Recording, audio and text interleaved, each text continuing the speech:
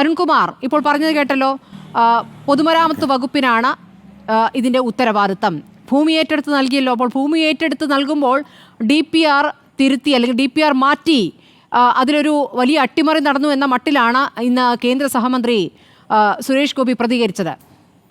ഇതിൽ ഒരു തരത്തിലുള്ള ഉത്തരവാദിത്വം പൊതുമരാമത്ത് മന്ത്രിക്കില്ല എന്നൊരു പ്രതികരണം വൈകിട്ട് മുഖ്യമന്ത്രി ഒരു പൊതുപരിപാടിയിൽ പ്രസംഗിച്ചുകൊണ്ട് പറയുന്നുണ്ട്.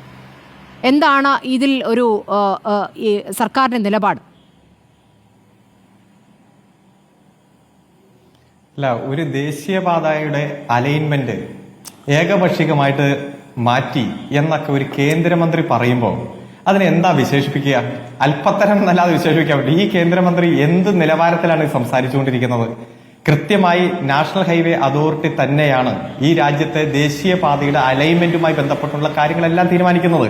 കൃത്യമായി ഈ ദേശീയപാതയുടെ ടെൻഡർ, അതുപോലെ കരാറുകാരെ നിശ്ചയിക്കൽ, നിർമ്മാണ പ്രവൃത്തി, സ്ഥല പരിശോധന, ഗുണപരിശോധന, ഇത്തരം കാര്യങ്ങൾ ചെയ്യുന്നത് ദേശീയപാത അതോറിറ്റി തന്നെയാണ്. സംസ്ഥാന ഗവൺമെന്റിന്റെ ഒരു ഉത്തരവാദിത്വം ഭൂമി ഏറ്റെടുത്തു കൊടുക്കും. ആ ഭൂമി ഏറ്റെടുക്കുന്നത് ഇന്ന അലൈൻമെന്റിലുള്ള ഭൂമി എന്ന് കൃത്യമായി നിശ്ചയിച്ചു കൊടുക്കുന്ന ഭൂമി ഏറ്റെടുത്തു കൊടുക്കും. 2, ആ ഭൂമി ഏറ്റെടുക്കാൻ വേണ്ടി 25% പണം സംസ്ഥാന ഗവൺമെന്റ് കേന്ദ്ര ഗവൺമെന്റിന് കൊടുക്കും. അതോടൊപ്പം തന്നെ പൊതുമരാമത്ത് വകുപ്പ് എല്ലാ തരത്തിലുള്ള സഹകരണം ഉറപ്പുവരുത്തും. ആ സഹകരണം ഉറപ്പുവരുത്തുന്നത് ഈ അലൈൻമെന്റ് പോകുന്ന സ്ഥലത്ത് ഭൂമി ഏറ്റെടുക്കുമ്പോൾ അതിലൂടെയുള്ള വാട്ടർ കണക്ഷൻ, മറ്റു വൈദ്യുതി കണക്ഷന്റെ പാത, അത്തരത്തിൽ ആ ഭൂമി പാകപ്പെടുത്തി കൊടുക്കുന്നതുമായി ബന്ധപ്പെട്ടുള്ള കാര്യങ്ങൾ മാത്രമാണ് സംസ്ഥാന ഗവൺമെന്റ് ചെയ്യുന്നത്.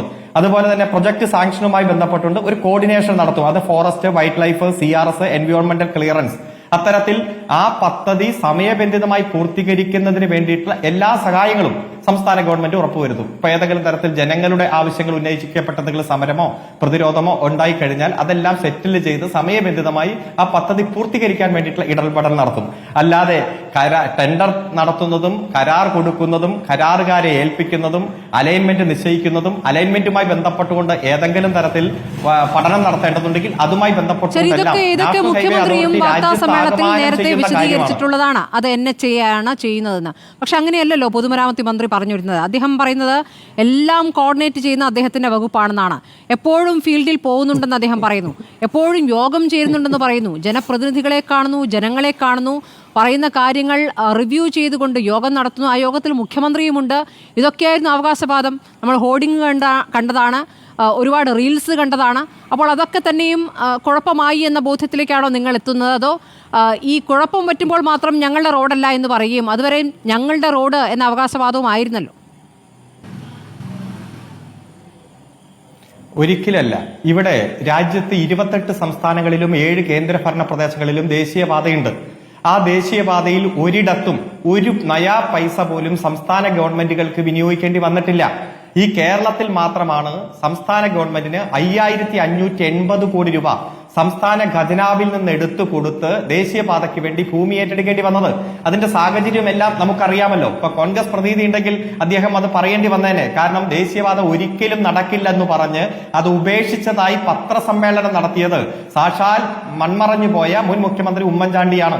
അതിനുശേഷം 2016 LDF സർക്കാർ വന്ന് ആദ്യം പിണറായി സഖാവ് തന്നെ ഡൽഹി സന്ദർശനം നടത്തിയപ്പോൾ കേന്ദ്ര മന്ത്രിമാരുമായി ചർച്ച നടത്തി ദേശീയപാത അതോറിറ്റിയെ തിരിച്ചു കൊണ്ടുവന്ന് അവിടെ വെച്ചാണ് 25% പണം ഞങ്ങൾ തരാം, ഭൂമി ഏറ്റെടുത്ത് തരാം എന്ന് പറഞ്ഞത്. ഈ പദ്ധതിയുമായി ബന്ധപ്പെട്ടുള്ള കോർഡിനേഷൻ കൃത്യമായി പറഞ്ഞാൽ 25% പണം കൊടുക്കുന്നു. അതോടൊപ്പം തന്നെ forest, geology, electrical, water, irrigation, police, അത്തരത്തിൽ എല്ലാ ഡിപ്പാർട്ട്മെന്റുകളെയും കൂട്ടിയോജിപ്പിച്ചുകൊണ്ട് സമയബന്ധിതമായി ഈ പദ്ധതി പൂർത്തീകരിക്കുന്നതിന് വേണ്ടിയിട്ടുള്ള ഇടപെടലാണ് സംസ്ഥാന ഗവൺമെന്റ് നടത്തുക. ആ സംസ്ഥാന ഗവൺമെന്റ് അത്തരത്തിൽ ഇടപെടൽ നടത്തിയത് കൊണ്ടാണ് 60% പണി ഇപ്പൊ പൂർത്തീകരിച്ചു എന്ന്. പൂർത്തിയാക്കിയെന്ന് പറയുന്നിടത്ത് പലയിടത്തും വെള്ളം കയറുന്നു, ആളുകൾ വീടുകളിലേക്ക് വെള്ളം കയറുന്നു എന്നടക്കമുള്ള പ്രശ്നങ്ങൾ പറയുന്നത് ആരോടാണ് പറഞ്ഞത്? ഈ ജനങ്ങളെ കാണുന്നു, ജനപ്രതിനിധികളെ കാണുന്നു എന്ന് മന്ത്രി പറയുമ്പോൾ ഈ പ്രശ്നം ഉറപ്പായിട്ടും ഈ ഘട്ടത്തിൽ എത്തുന്നതിന് മുമ്പ് സർക്കാരിന് മുന്നിൽ എത്തിയിട്ടുണ്ട് എന്നുള്ളത് തന്നെയാണല്ലോ. അപ്പോൾ വേഗത്തിൽ പൂർത്തിയാക്കുക, എങ്ങനെയെങ്കിലും പൂർത്തിയാക്കുകയായിരുന്നോ ലക്ഷ്യം എന്ന സംശയമുണ്ട്.